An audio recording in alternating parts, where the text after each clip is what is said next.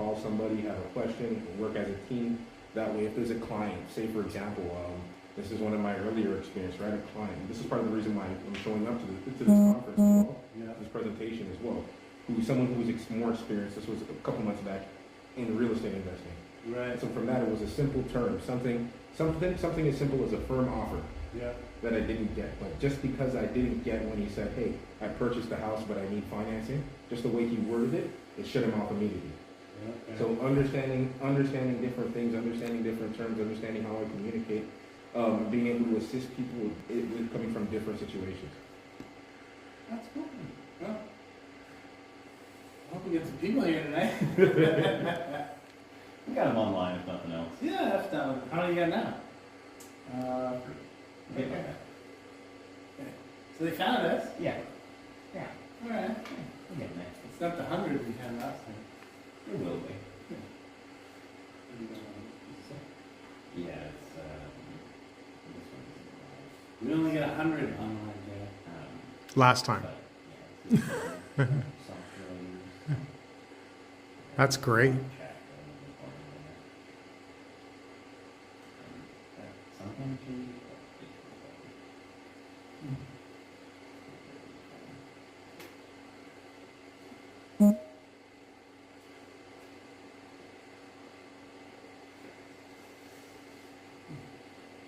What's the Before that, I honestly used to cook. What's the link? Yeah. Yeah, for the YouTube. Is that where you're down here? Someone's asked. A lot of work, Okay. a lot of work, a lot of time, a lot being put in, but not the return wasn't necessarily worth it. So at that point, I made the decision to switch. You were a chef before? Chef, cook. I tried as far away from that as possible. Tough work.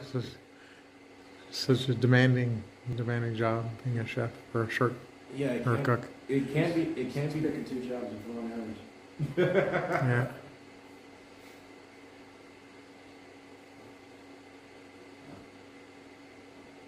the hours are only long if you feel it. Yeah, you know, like these hours are long. It's fun business, right? It's gonna be. Yeah, it can be frustrating. It's mostly fun. Really. Should we start Hi, at King David. 4 minutes? Ben? Yeah, I got 3.5 minutes on the countdown. Okay. 3.5 minutes to start. You tell us when to start. 3.5 minutes to go. Victoria should join Then us. this guy is live. There he is, right there. Hey! There's good-looking guys. Experts in the field in Toronto of real estate. How to buy the house you'll love in the city. Oh, can you love a house? You can. Most people do, as a matter of fact. That's just naughty. I didn't say.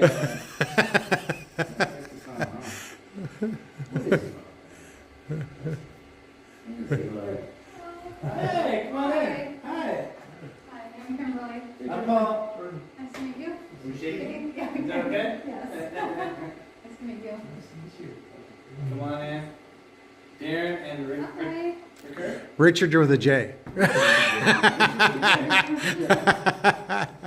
Jichard. Am I close or way off? It's okay. Sit where you want. Sit where you're comfortable. I'll think about it. Yeah.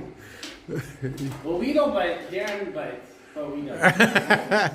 I nibble. I don't bite. I'll show my face. Oh, look, you got a face too. Nice. We weren't sure what the turnout would be. It's, post-COVID crowd. Mm-hmm. Yeah. Thanks for coming. No, thank you. Yeah. Have you been to other seminars that we did way back when? No. Right, okay. No, I've been traveling a little bit. So. Oh, good. Oh, Nice. now I'm jealous. Yeah, lucky you. I wouldn't- Not necessarily. It's for work, so. Oh, okay. Right. Well, hopefully somewhere warmer than here. It's been pretty hot. No, just Canada. Ah, Yeah. spread cost stuff, so, but I'm a mortgage agent, so I just. Oh, okay. There you go. So. Oh, is your name Joy? Kimberly. Kimberly, sorry. Yes. You're close. So this is the It started with a letter. So this is not, I talked to a mortgage agent, Joy, that was going to come through. Okay. We're feeling joyous about We're feeling Joy stuff. I feel like all the mortgage agents are smart. I'm not a mortgage This is agent. my What does that make me? So my license has kind of been sitting dormant for a few years. Right. Yeah. Cool. You live? Are we ready to go? I can send you live whenever. Yeah, do it. We don't want to keep people waiting, Ben. Alright. One. Are we live? Welcome, everyone, to How to Buy a House You Love in the City. I'll put my microphone here so maybe you can hear Jordan a little bit. it. A little bit of technical issue. Yeah. I don't know where to put this.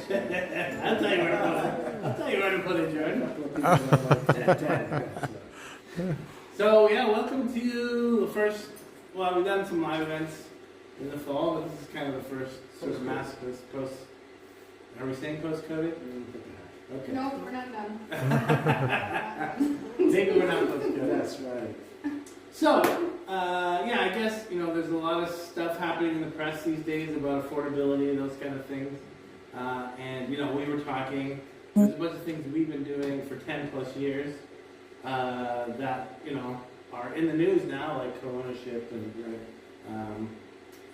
getting income to have a property. So we thought, hey, let's just put on an event where we talk about what are the options to get into a house in the city.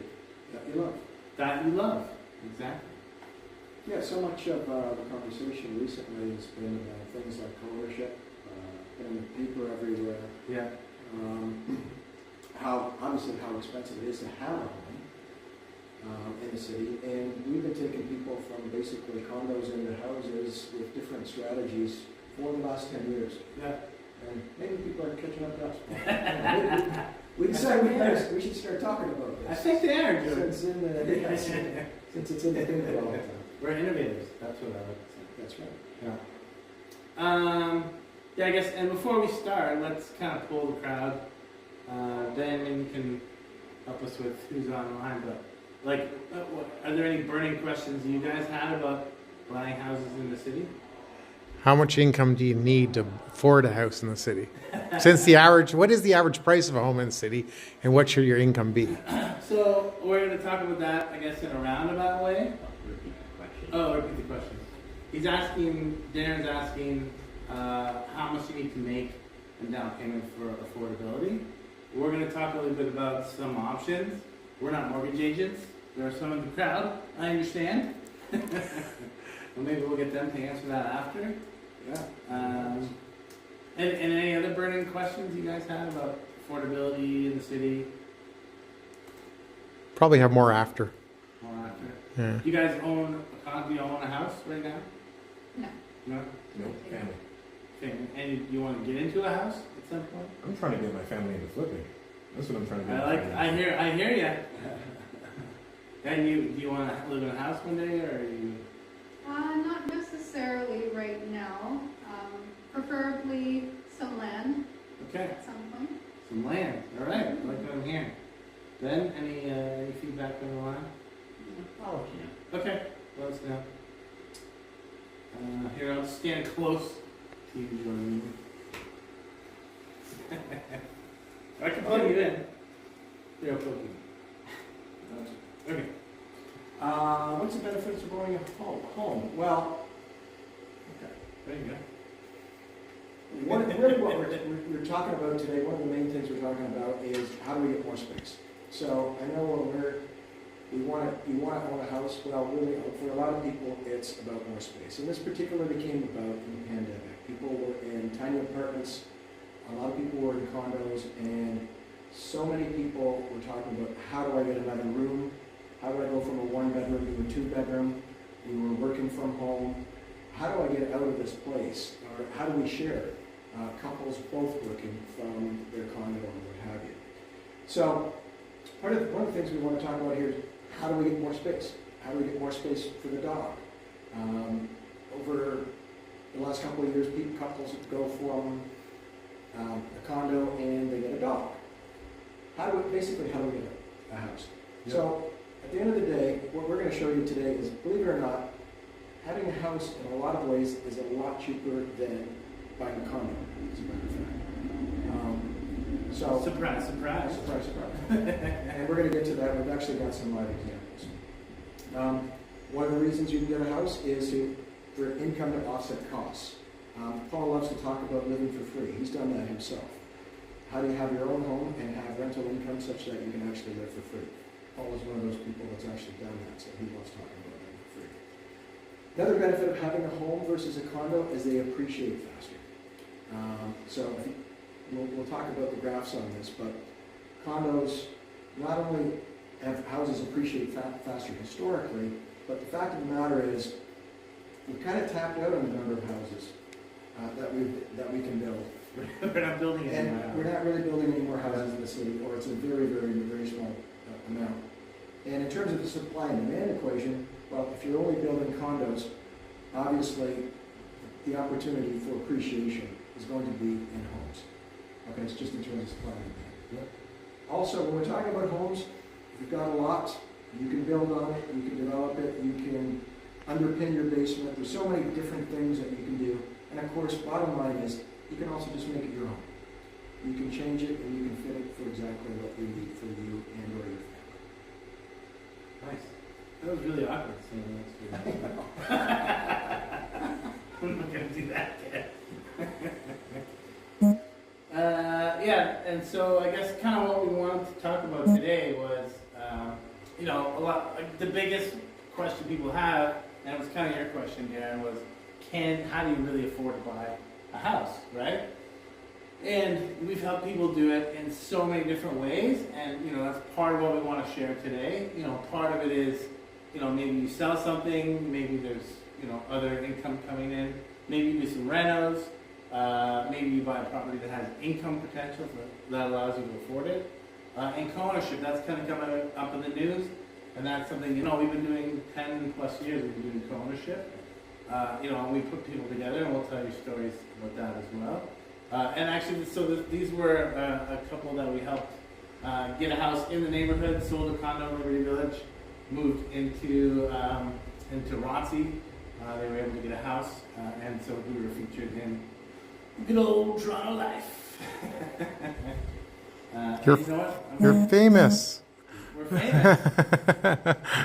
Except I think we're just called their realtor. Look in there.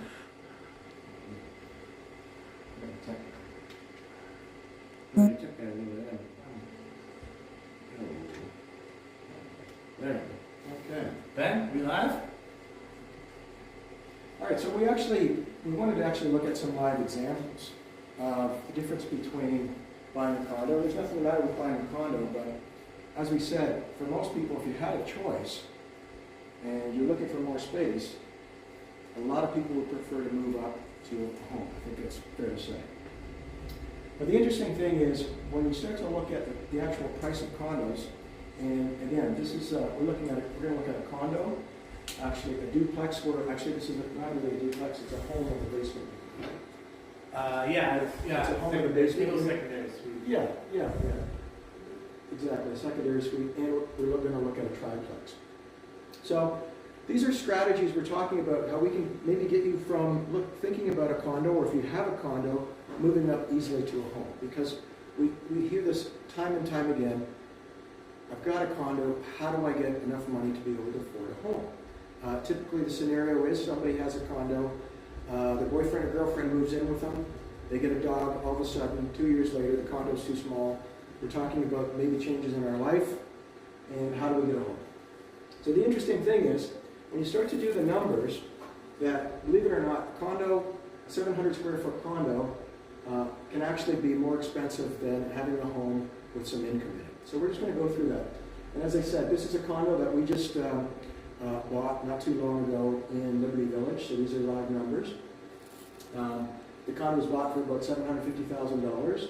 Therefore, that's the down payment. Obviously, we did no renovation in a condo.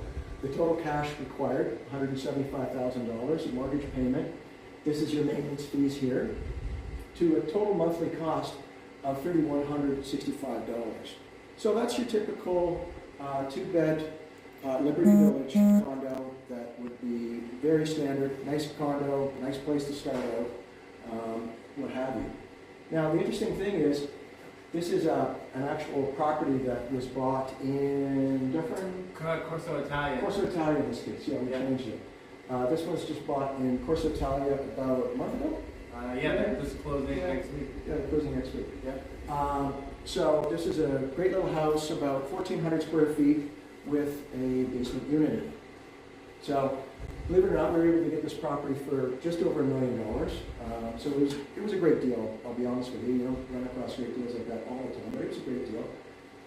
We really do focus on them, but anyway, your down payment, of course, is a little bit more because you've got, you're paying more money for the property up front, so you need a little bit more cash up front. Your mortgage payment is therefore a little bit higher, but notice that your monthly expenses are lower because in maintenance fees on a condo, you're paying for a lot of other things. You're basically paying for things that other people are using. So your total monthly costs are similar, a little bit higher here, until you add in that basement unit. And then when you add in that basement unit, all of a sudden, you're paying almost exactly $1,000 less in monthly payments. And this is a hard one for a lot of people to get their head around. You can actually pay a lot less money per month. And that's what it's all about. Does it really matter what kind of car you drive if your monthly payments are, you know, if it's $500 for one car or $500 for another car, does it really matter? I mean, obviously it depends on how, you know, you're going to string it over 4 years or 5 years. But the point is, in terms of your monthly payment, and this is actually what I've actually done. A lot of my friends didn't understand how I could afford a house way back then when I did it. I put somebody in the basement. I actually still have somebody in the basement. And this is how I've had a very low mortgage cost over the last 10 years because of that. The numbers get even better when we start to look at a triplex. Now, keep in mind, if you were to buy this property, you would go from living in 700 square feet to 1,400 square feet with somebody in the basement, or I should say, our client, in this particular case. And a backyard, right? And a backyard for the dog and And a parking and all those parking things. spot, yeah. And a parking spot and all those great things. Now let's take a look at it with a triplex. Now in a triplex, of course, you're going to live in one unit potentially, assuming that you're going to live in the property.